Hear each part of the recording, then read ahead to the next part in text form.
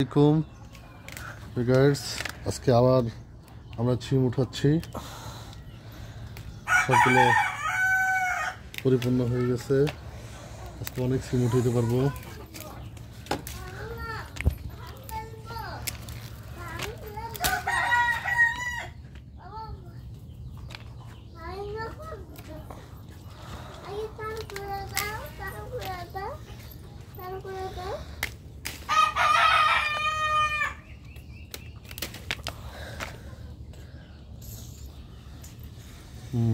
আজকে তো অনেকগুলো, মাশাআল্লাহ আজকে প্রায় 2 কেজির মতো উঠবে। এটা উঠাও, 2 কেজির মতো উঠবে। হয়ে গেছে তো। এগুলো হবে, এগুলো হবে। ওই যে ভিতরের দিকে আছে অনেক বড় বড় ছিল।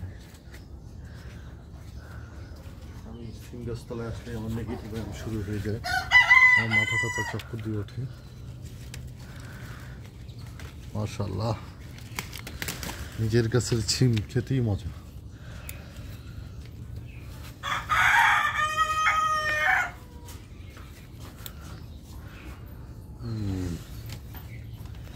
আশেপাশে অনেকগুলো আছে। লাউ গাছের সাথে এই লাউ গাছটা খেতে দেওয়া দরকার ছিল। কত ওগুলো কি বাড়তি থেকে দেখাও। এই গাছের চারা পাড়া দিও না।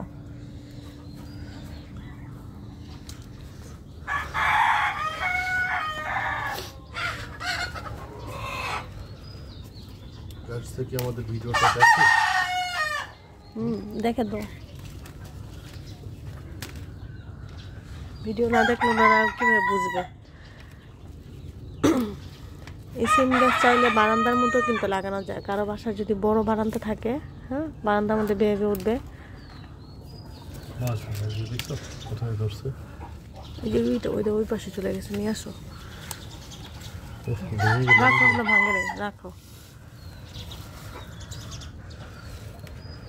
মাশাআল্লাহ মাশাআল্লাহ। দেখো যেগুলো হয় না ওগুলো তুলো না।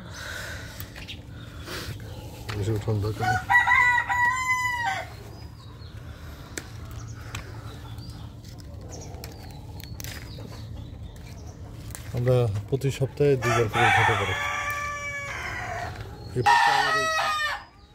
গাছের টাটকা সিম খেতে এত মজা, বাজার থেকে সেই সিম কিনে এনে সেরকম মজা পাওয়া যায়। আমরা বলবো এখানে জায়গা কিন্তু খুব বেশি না, অল্প জায়গা। তারপরে ইনশাল্লাহ যে পরিমাণ সিম ধরেছে, একটু পরিচর্যা করলে দেখবেন অভাব হবে।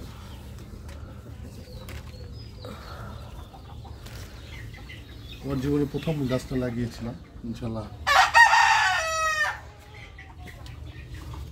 আমার অভিজ্ঞতা নেই, তারপরেও ইনশাল্লাহ এখন যে বুঝতে পারছি একটু পরিচর্যা করলে হয়ে যাবে। আমরা জৈব সারের উপরে নির্ভর করে, যেমন গোবর, তারপরে ডিমের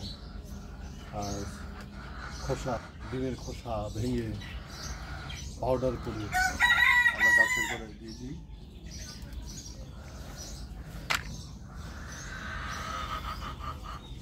এইগুলো উঠাবো তো, এইগুলো উঠানোর দরকার ছিল তোমার। আমার বেগুনও ধরেছে, বেগুনও বড় হয়ে যাচ্ছে, অনেক বড় হয়ে গেছে।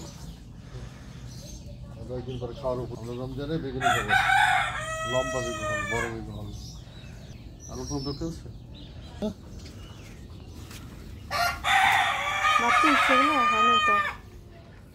ওই সাইডে নাই, ওই যে ঝুলতেছে ওগুলো অনেকগুলো, অনেক আছে এত।